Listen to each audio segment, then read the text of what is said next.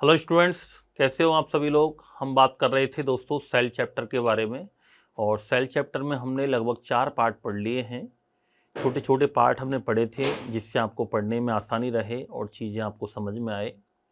आज हम पढ़ने वाले हैं सेल वॉल के बारे में, कोशिका भित्ति के बारे में। लास्ट पार्ट में हमने सेल मेम्ब्रेन के बारे में डिटेल स्टडी कर ली थी कि सेल मेम्ब्रेन क्या होती है। पूरा एनसीईआरटी का निचोड़ हमने पढ़ लिया था 10-12 तक का।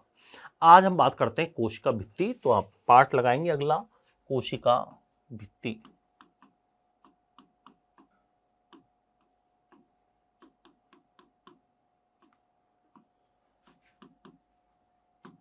सेल वॉल क्या है? कोशिका भित्ति। तो कोशिका भित्ति कोशिका द्वारा स्त्रवित एक दृढ़ आवरण है जो कि कोशिका को यांत्रिक सहारा प्रदान करती है, मैकेनिकल सपोर्ट देती है, मजबूती देती है और कोशिका की सुरक्षा भी प्रदान करती है। कोशिका भित्ति सेल वॉल जो होती है बेटा, वो बैक्टीरिया के अंदर पाई जाती है। इसके अलावा एल्गी शैवाल के अंदर होती है, प्लांट्स के अंदर होती है और कवक फफूंदों में होती है। याद रखना, माइकोप्लाज्मा में सेल वॉल नहीं होती है तथा एनिमल सेल के अंदर भी सेल वॉल नहीं पाई जाती है। कोशिका भित्ति अनुपस्थित होती है किसके अंदर? हमारे अंदर, या अपन ये कह सकते हैं जंतुओं में कोशिका भित्ति नहीं होती है। तो सबसे पहले अपन पहला पॉइंट लिखते हैं कि कोशिका भित्ति क्या है। तो कोशिका द्वारा स्त्रवित दृढ़ आवरण है। कोशिका द्वारा स्त्रवित दृढ़ आवरण है जो कि कोशिका की सुरक्षा करता है, प्रोटेक्शन ऑफ सेल,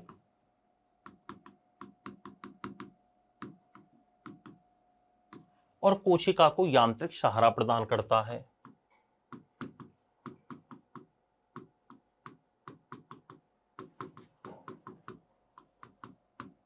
यांत्रिक सहारा प्रदान करना, ये इसके मेनली कार्य हैं। प्रोवाइड्स मैकेनिकल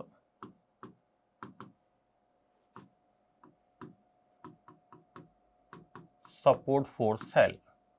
कोशिका को यांत्रिक सहारा भी प्रदान करता है कौन? Cell wall. सेल वॉल किस किस में प्रेजेंट होती है? तो ये जीवाणु, बैक्टीरिया, शैवाल, एल्गी, कवक, फंजाई तथा पादपों में पाई जाती है।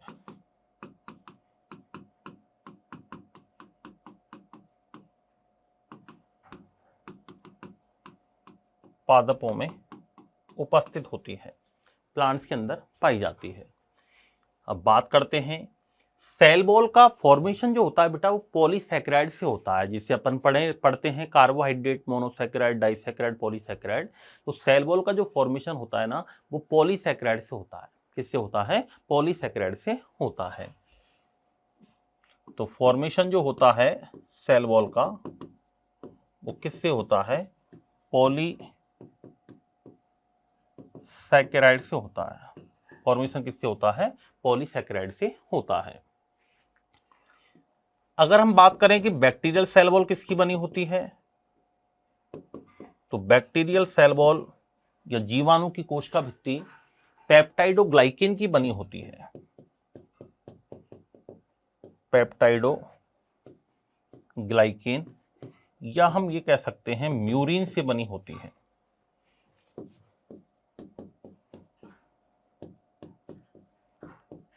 पेप्टाइडोग्लाइकेन या म्यूरिन से निर्मित होती है। किससे बनी होती है? पेप्टाइडोग्लाइकेन या म्यूरिन से मिलकर के बनी होती है।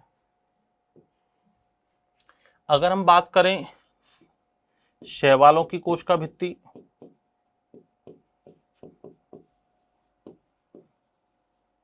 एल्गी, शैवालों की सेल वॉल किसकी बनी होती है? ये प्रश्न आया हुआ है एक बार, रीट में आया हुआ प्रश्न है थर्ड ग्रेड भर्ती परीक्षा में, टीचर भर्ती परीक्षा में। शैवालों की सेल वॉल किसकी बनी होती है? तो सेलुलोज प्लस गैलेक्टेंस प्लस मेनान्स तथा कैल्शियम कार्बोनेट से बनी होती है।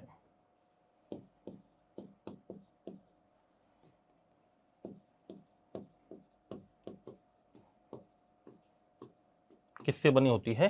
कैल्शियम कार्बोनेट से निर्मित होती है। अगला पॉइंट आता है कि कवक की कोशिका भित्ति किसकी बनी होती है? Cell wall of fungi. कवक की कोशिका भित्ति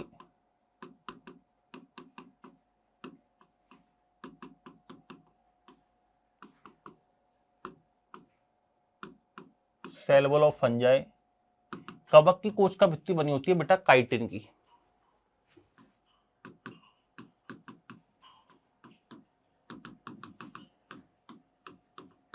कवक की कोशिका भित्ति किसकी बनी होती है? काइटिन की बनी होती है। आर्थ्रोपोडा होता है ना, कीड़े मकोड़े, उनका बाह्य कंकाल भी किसका बना होता है? काइटिन से मिलकर के ही बना होता है।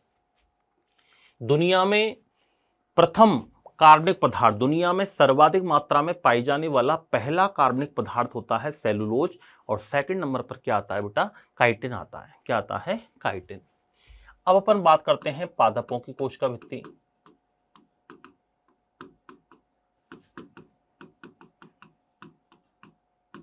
Cell wall of plants,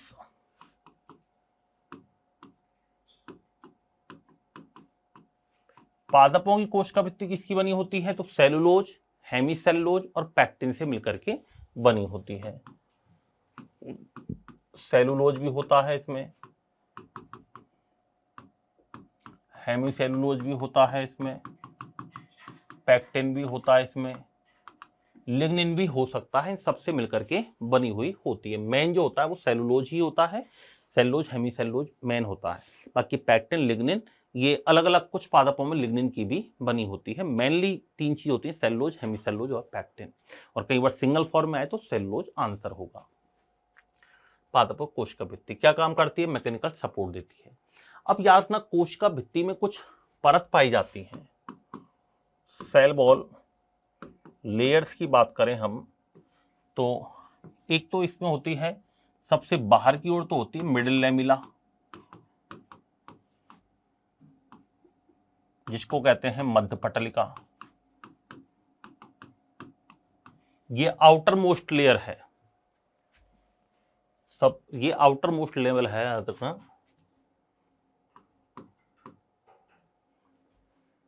lamella, Madhya पटलिका outer most layer है, यानी सबसे बाहरी परत जो होती है ना, वो कौन सी होती है? याद रखना सबसे बाहरी परत के रूप में पाई जाती है मिडिल लैमिला। फिर आती है मिडिल लैमिला के अंदर जो आती है उसको प्राथमिक भित्ति कहते हैं, प्राइमरी बॉल, प्राइमरी बॉल कहा जाता है। ये इसके जस्ट अंदर होती है। और कुछ प्लांट्स के अंदर सेकेंडरी सेल वॉल भी होती है, जिसको द्वितीयक कोशिका भित्ति कहते हैं।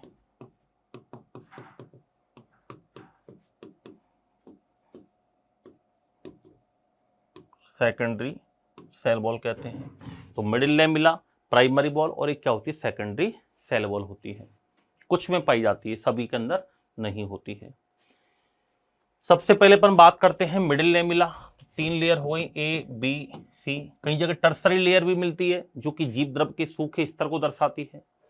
सबसे पहले अपन बात करते हैं मध्य पटलिका, जिसको मिडिल लैमिला कहते हैं। आउटर मोस्ट लेयर है, याद रखना सबसे बाहरी परत है ये, कौन सी? मध्य पटलिका। और क्या काम करती है? दो आसन कोशिकाओं के मध्य इंटरफेस के रूप में काम करती है, सीमेंटिंग पदार्थ के रूप में काम करती है। आसपास की सेल्स को जोड़ने का काम कौन करती है? मध्य पटलिका करती है। As a role as a cementing for adjacent cells, जो आसपास की समीपस्थ कोशिकाएं होती हैं उन एडजेसेंट सेल्स कहा जाता है, उनको जोड़ने का काम कौन करती है? मिडिल लैमेला करती है। और मिडिल लैमेला कैल्शियम तथा मैग्नीशियम के पैक्टेट से मिलकर के बनी होती है। जब फल कच्चा होता है तो कैल्शियम मैग्नीशियम के पैक्टेट जमाव अवस्था में होते हैं, और जैसे ही कैल्शियम मैग्नीशियम के पैक्टेट घुलने लगते हैं यानी फल पकने लग जाता है। तो एक प्रश्न आता है कि फलों के पकने का कारण क्या है? तो कैल्शियम और मैग्नीशियम के पैक्टेट के जमाव का घुलना, जिसकी वजह से फल क्या हो जाते हैं? पकने लग जाते हैं। तो मध्य पटल का क्या है? सबसे बाहरी परत है, सबसे बाहरी परत है,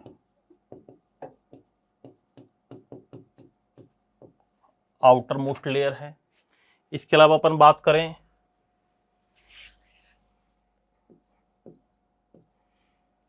मध्य पटल का मिडिल लैमेला किसकी बनी होती है? तो कैल्शियम तथा मैग्नीशियम के पैक्टेट से बनी होती है। कैल्शियम तथा मैग्नीशियम के पैक्टेट से निर्मित होती है। क्या काम करती है? ये पड़ोसी कोशिकाओं को बांधती है। एडजेसेंट सेल जो होती हैं, नेबर सेल जो होती हैं, उनको बांधती है ये। तो आसपास की जो सेल्स हैं जिनको एडजेसेंट सेल्स कहा जाता है, आसपास की सेल्स को बांधने का काम करती है, उनको बांधती है। और मेनली ये पैक्टिन की बनी होती है तथा मुख्यतः पैक्टिन से निर्मित होती है। किससे निर्मित होती है? ये पैक्टिन से मिलकर के बनी होती है। तो पहला पार्ट कौन सा हुआ? ए मध्य पटलिका हो गया। फिर आती है प्राथमिक कोशिका भित्ति, प्राइमरी सेल वॉल। एक पॉइंट और लिख देते हैं इसमें अपन, कैल्शियम तथा मैग्नीशियम के पैक्टेट के घुलने के कारण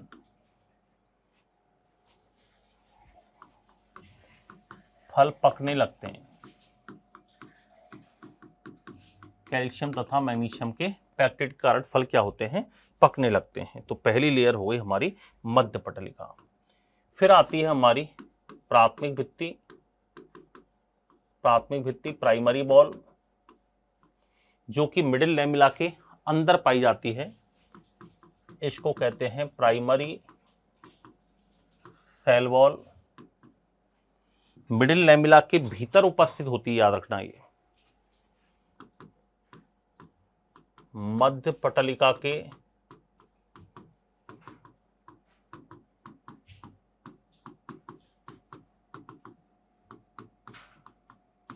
अंदर उपस्थित होती है, मध्य पटलिका के भीतर पाई जाती है।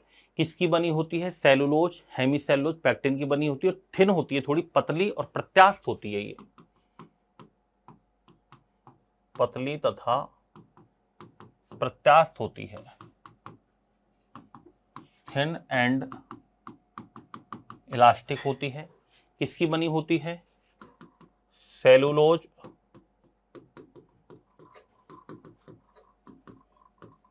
हेमीसेलुलोज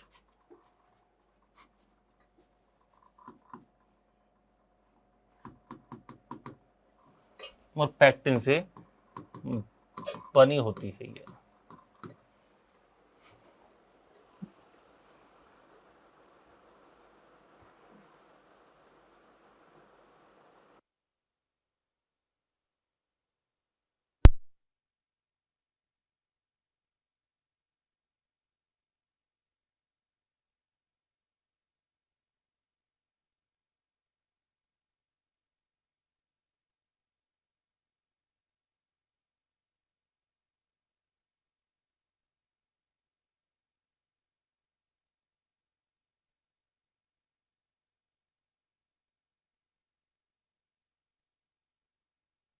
तो ये सेलुलोज, हेमीसेलुलोज और पैक्टिन से मिलकर के बनी होती है। इसमें वृद्धि विस्तारण की क्षमता होती है, वृद्धि तथा विस्तारण, ग्रोथ एंड एक्सपेंडेशन, फैलने की ग्रोथ एंड एक्सपेंडेशन कैपेसिटी, वृद्धि तथा विस्तारण की क्षमता उपस्थित होती है। वृद्धि तथा विस्तारण की क्षमता पाई जाती है। और लास्ट जो तीसरा पार्ट आता है वो आता है द्वितीयक भित्ति। द्वितीयक कोशिका भित्ति,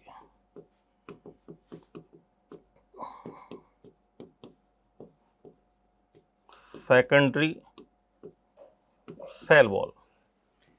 द्वितीयक कोश का भित्ति की बात करें तो द्वितीयक कोश का भित्ति जो होती है ये कुछ पौधों की कोशिकाओं में प्राइमरी सेल वॉल के अंदर सेकेंडरी वॉल भी पाई जाती है, जो कि मेनली सेलुलोज, हेमीसेलुलोज और लिग्निन की बनी होती है। किसकी बनी होती है? लिग्निन की बनी होती है, याद रखना। तो कुछ पौधों की कोशिकाओं में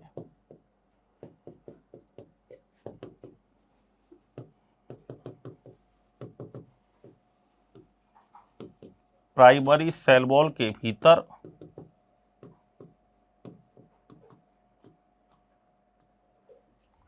सेकेंडरी सेल वॉल उपस्थित होती है। और किसकी बनी होती है? सेलुलोज, हेमीसेलुलोज और लिग्निन की बनी होती है। सेलुलोज, हेमीसेलुलोज, लिग्निन से बनी होती है। ये लिग्निन क्या है? लिग्निन पेड़ पौधों में सीमेंट के समान पाई जाने वाला रासायनिक कठोर पदार्थ है। जिस प्रकार सीमेंट कठोर होता है ना, उसी प्रकार से लिग्निन कठोर होता है, याद रखना।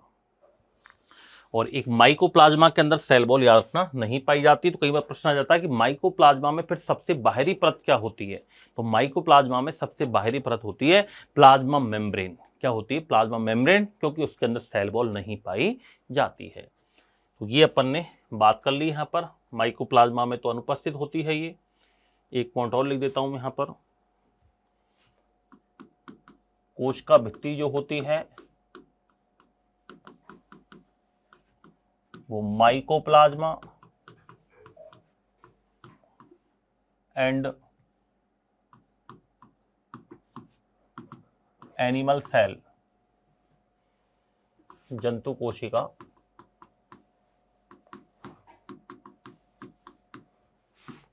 इनमें क्या होती है? अनुपस्थित होती है। तो इनमें सबसे बाहरी परत क्या होगी? प्लाज्मा मेम्ब्रेन होगी। तो इनमें सबसे बाहरी परत जो होती है उसको क्या कहते हैं बेटा? प्लाज्मा मेम्ब्रेन कहते हैं, या इसको कोशिका झिल्ली कहा जाता है। क्या कहा जाता है इसको? कोशिका झिल्ली कहते हैं। तो ये हमारी सेल वॉल की बात यहां पर कंप्लीट हो चुकी है।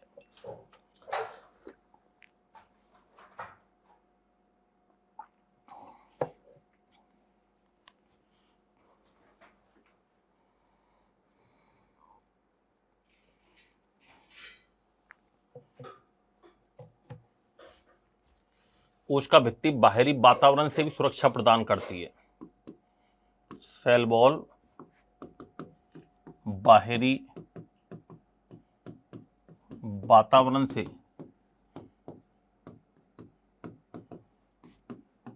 सुरक्षा प्रदान करती है। बाहरी वातावरण से, जो बाहर का एनवायरनमेंट है, उससे भी सेफ्टी प्रोटेक्शन देती है तथा उसे सहारा देती है, तथा सहारा देती है। ठीक है, तो ये अपनी सेल वॉल की बात हुई। अब अपन बात करते हैं साइटोप्लाज्म में पाए जाने वाले ऑर्गन्स।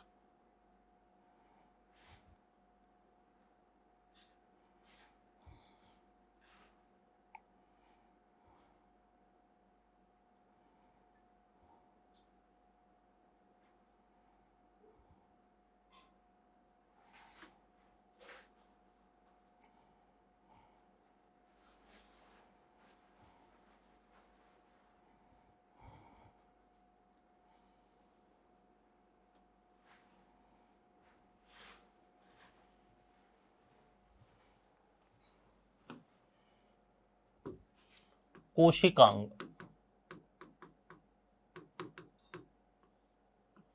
और कोशिकांग यानी सेल ऑर्गन्स, जिसके अंदर सबसे पहला हम पढ़ेंगे दोस्तों केंद्रक, न्यूक्लियस।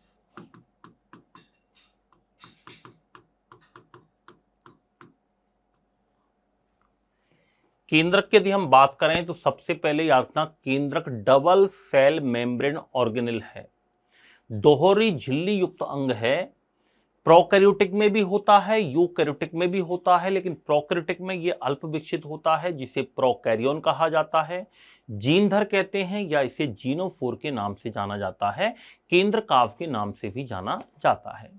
एनिमल सेल में भी होता है बेटा, प्लांट सेल में भी होता है। अंतर सिर्फ इतना है कि एनिमल सेल में मध्य में पाया जाता है और प्लांट सेल में परिधि पर पाया जाता है। आया हुआ प्रश्न है थर्ड ग्रेड टीचर भर्ती परीक्षा में, रीट में प्रश्न आया था 2015 में कि पादप कोशिका में केंद्रक कहाँ पाया जाता है, तो 15 या 18 वाली भर्ती में आया था, तो याद रखना कहाँ पाया जाता है, ये परिधि पर पाया जाता है प्लांट सेल के अंदर। और एनिमल सेल में कहाँ पाया जाता है, मिड में पाया जाता है, बीच में पाया जाता है। सबसे पहले कोशिका के जो अंग है केंद्रक, ये मेन अंग है कोशिका का, इसको कोशिका का नियंत्रण केंद्र कहा जाता है, कंट्रोलर कहते हैं, क्योंकि यह कोशिका में होने वाली संपूर्ण जैविक क्रियाओं, biological activities and metabolic activities, उन सभी पर कंट्रोल कोऑर्डिनेशन का काम करता है। इसे कोशिका का कंट्रोलर या मैनेजर के नाम से जाना जाता है। इसकी खोज रॉबर्ट ब्राउन ने की थी दोस्तों। सबसे पहले आर्किड पादप की जड़ों में इसको देखा था, जो आर्किड प्लांट है उसकी रूट्स के अंदर सबसे पहले केंद्रक को देखा था। फिर केंद्रक के बारे में अपन और आगे बात करेंगे। केंद्रक का मेन कार्य क्या है, केंद्रक का मेन कार्य होता है सेल का डिवीजन करना या कोशिका का विभाजन करना। क्या काम होता है, सेल डिवीजन करना या कोशिका का विभाजन करना, ये मेनली किसका काम होता है, केंद्रक का कार्य होता है। तो सबसे पहले अपन बात करते हैं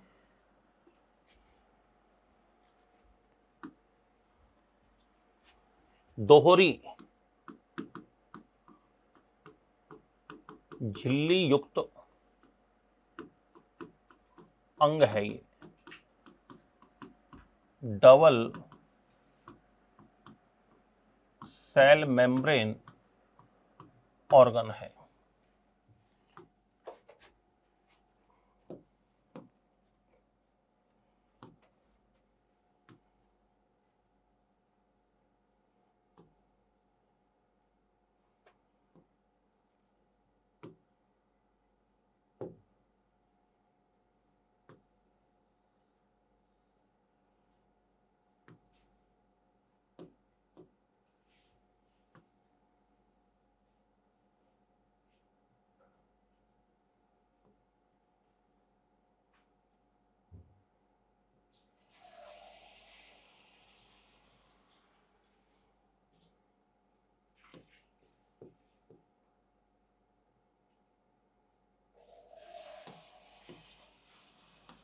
डबल मेम्ब्रेन ऑर्गेनेल है, याद रखना। ये इसकी आउटर मेम्ब्रेन है, इसको अपन कहते हैं आउटर मेम्ब्रेन, और इसको कहा जाता है इनर मेम्ब्रेन कहते हैं इसको। दोनों को मिलाकर कहा जाता है न्यूक्लियर मेम्ब्रेन, या इसको केंद्रक झिल्ली के नाम से भी जाना जाता है। केंद्रक के अंदर जो द्रव भरा रहता है इसको कहते हैं केंद्रक द्रव्य, जिसको क्या कहा जाता है, न्यूक्लियोप्लाज्म कहते हैं। क्या कहा जाता है इसे, न्यूक्लियोप्लाज्म के नाम से जाना जाता है। ये दोनों के बीच में जो अवकाश होता है उसको पेरीन्यूक्लियर स्पेस कहते हैं। पेरीन्यूक्लियर स्पेस कहा जाता है, या इसको परा केंद्रकीय अवकाश कहा जाता है। ये लगभग 60 से 70-75 नैनोमीटर के आसपास होता है। अगर हम बात करें तो जो न्यूक्लियोप्लाज्म है इसमें कुछ जालनुमा इस प्रकार से संघनित पदार्थ पाया जाता है, इसको कहा जाता है क्रोमेटिन मटेरियल। क्या कहते हैं इसको, क्रोमेटिन पदार्थ कहते हैं। ये फ्लेमिंग ने नाम दिया था। किसने नाम दिया था? फ्लेमिंग ने। और जब सेल का डिवीजन होता है, कोशिका का विभाजन होता है, तो ये जो क्रोमेटिन मटेरियल है ये लंबी पतली धागेनुमा संरचनाओं के रूप में व्यवस्थित हो जाता है। इन संरचनाओं को कहते हैं क्रोमोसोम। क्या कहा जाता है इनको? क्रोमोसोम कहते हैं, या इनको गुणसूत्र के नाम से जाना जाता है, जो कि लक्षणों का क्या करते हैं? निर्धारण करते हैं। क्या करते हैं? निर्धारण करते हैं। केंद्रक की खोज के बारे में बात करें तो केंद्रक की खोज किसने की थी? रॉबर्ट ब्राउन ने की थी। किसने की थी? रॉबर्ट ब्राउन ने। और किस में की थी? तो आर्किड पादप की जड़ों में की। किसमें की थी? आर्किड पादप की जड़ों में की थी। Roots of orchid plant, orchid पादप की जड़ों में की है। ये न्यूक्लियस का डायग्राम है अपना। इसमें न्यूक्लियर मेम्ब्रेन एक हो गया अपना। न्यूक्लियस के अंदर एक गोल स्ट्रक्चर पाई जाती है, मेम्ब्रेन लेस ऑर्गन पाई जाता है आर्कना, जिसको कहा जाता है न्यूक्लियोलस। क्या कहते हैं? न्यूक्लियोलस कहा जाता है, या इसको केंद्रिका कहते हैं। ये झिल्ली विहीन स्ट्रक्चर है, मेम्ब्रेन लेस स्ट्रक्चर होती है न्यूक्लियोलस, जो कि न्यूक्लियोप्लाज्म के सतत संपर्क में रहती है, लगातार संपर्क में रहती है। ये न्यूक्लियोप्लाज्म है। तो एक अपना न्यूक्लियर मेम्ब्रेन हो गया, जिसको कैरियोथिका भी कहते हैं, याद रखना, न्यूक्लियर मेम्ब्रेन कहा जाता है। इसके अलावा एक इसमें न्यूक्लियोप्लाज्म वाला पार्ट हो गया। न्यूक्लियोप्लाज्म के अलावा इसमें क्रोमेटिन मटेरियल हो गया और एक केंद्रिका हो गया। तो मेनली केंद्र के 4 पार्ट यहाँ पर हमने किए हैं। एक एक के बारे में अपन पढ़ेंगे। इसमें क्रोमोसोम वगैरह के बारे में भी हमें पढ़ना होता है। तो दोहरी झिल्ली युक्त अंग है, पहला पॉइंट हमने लिख लिया। इसके बाद हम बात करें कि खोजकर्ता हो गया। प्रोकैरियोटिक कोशिका और यूकैरियोटिक कोशिका दोनों में पाया जाता है। तो प्रोकैरियोटिक तथा यूकैरियोटिक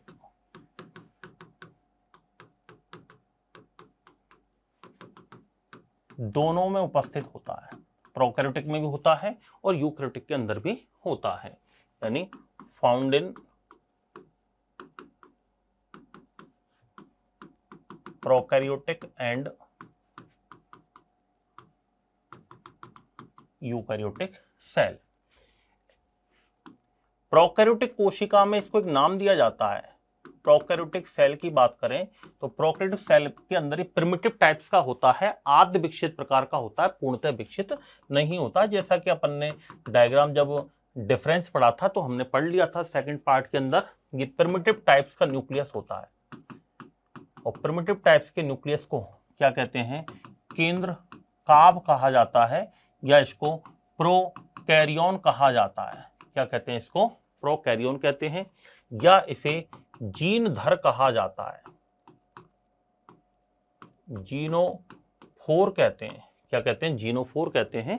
जीनधर के नाम से भी जाना जाता है। केंद्र काभ इसको कहते हैं। प्रिमिटिव टाइप्स का न्यूक्लियस होता है। और कैसा होता है ये? याद रखना, ये मेम्ब्रेन लेस होता है, झिल्ली विहीन होता है। ये मेम्ब्रेन लेस ऑर्गन होता है। किसके अंदर? प्रोकैरियोटिक के अंदर। यूकैरियोटिक में तो डबल मेम्ब्रेन होती है, प्रोकैरियोटिक में केवल इसमें मेम्ब्रेन नहीं होती है, मेम्ब्रेन लेस होता है। और यूकैरियोटिक में दोहरी झिल्ली युक्त होता है। ये animal cell and plant cell दोनों में उपस्थित होता है। जंतु कोशिका में पाया जाता है और पादप कोशिका के अंदर भी पाया जाता है। बस अंतर क्या है कि एनिमल सेल में तो होता है ये मध्य में, मिडिल पार्ट, और पादप कोशिका में कहां होता है? परिधि पर होता है। प्लांट सेल में कहां पर होता है? परिधि पर होता है, बॉल पर होता है, या इसको पेरिफेरल कहते हैं। क्या कहते हैं? पेरिफेरल कहते हैं, परिधीय भाग में होता है। तो एनिमल और प्लांट सेल दोनों के अंदर ही पाया जाता है। आनुवांशिकी में महत्वपूर्ण भूमिका निभाता है। कोशिका का नियंत्रण केंद्र कहते हैं इसको। कोशिका का नियंत्रण केंद्र या निर्देशक कहा जाता है। कंट्रोलर और मैनेजर ऑफ सेल, कंट्रोलर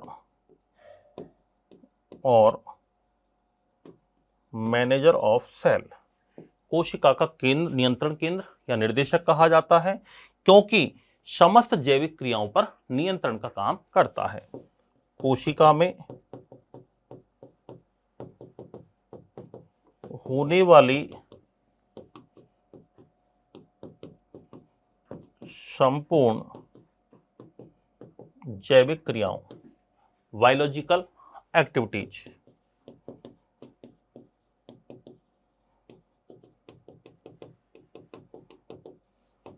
पर नियंत्रण का कार्य करता है, इसीलिए इसको क्या कहते हैं, कोशिका का नियंत्रण केंद्र या इसको निर्देशक कहा जाता है। यह आनुवांशिकी में भी महत्वपूर्ण भूमिका निभाता है, आनुवांशिकी में भी महत्वपूर्ण भूमिका निभाता है। जेनेटिक्स, ये भी क्वेश्चन एक बार आया हुआ है एग्जाम में कि केंद्रक का कार्यों में आया था ये कि कौन सा कथन सही है, तो जेनेटिक्स में या आनुवांशिकी में महत्वपूर्ण भूमिका निभाता है, आनुवांशिकी में महत्वपूर्ण भूमिका निभाता है। ये मेन कार्य क्या है इसका, तो मुख्य कार्य है, मेन फंक्शन की बात करें तो मेन फंक्शन है इसका कोशिका विभाजन, सेल डिवीजन।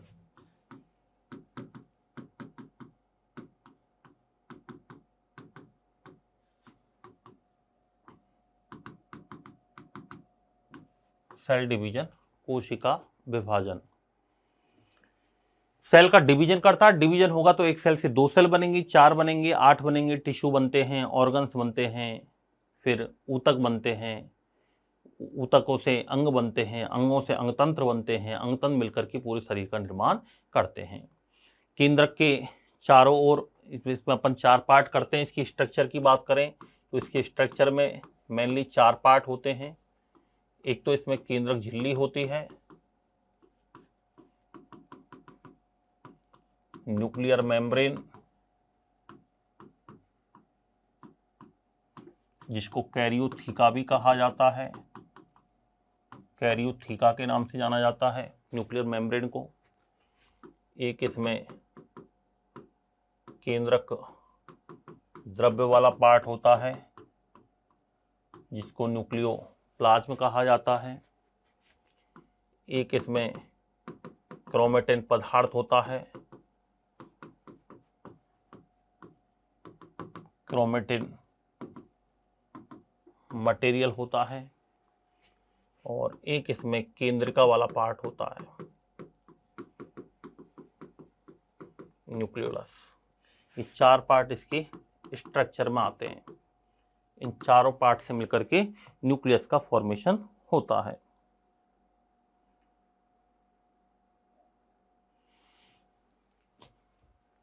सबसे पहले अपन इसमें केंद्रक झिल्ली की बात करते हैं। तो केंद्रक झिल्ली या कैरियोथीका क्या है? केंद्रक झिल्ली केंद्रक के चारों ओर पाई जाने वाली मेम्ब्रेन है, दोहरी झिल्ली युक्त पाई जाती है, लिपिड एंड प्रोटीन से मिलकर के बनी होती है। क्या काम करती है? ये साइटोप्लाज्म और न्यूक्लियोप्लाज्म के बीच में अवरोध का काम करती है। साइटोप्लाज्म और न्यूक्लियोप्लाज्म दोनों के बीच में ये अवरोध का काम करती है, पदार्थों को मिलने से रोकती है, अवरोधक के रूप में काम करती है। जो केंद्रक झिल्ली होती है ये 2 मेम्ब्रेन के रूप में पाई जाती है, आउटर मेम्ब्रेन और एक इनर मेम्ब्रेन, और इन दोनों के बीच में जो अवकाश होता है उसको पराकेंद्र की अवकाश कहते हैं, इसको पेरीन्यूक्लियर स्पेस के नाम से जाना जाता है।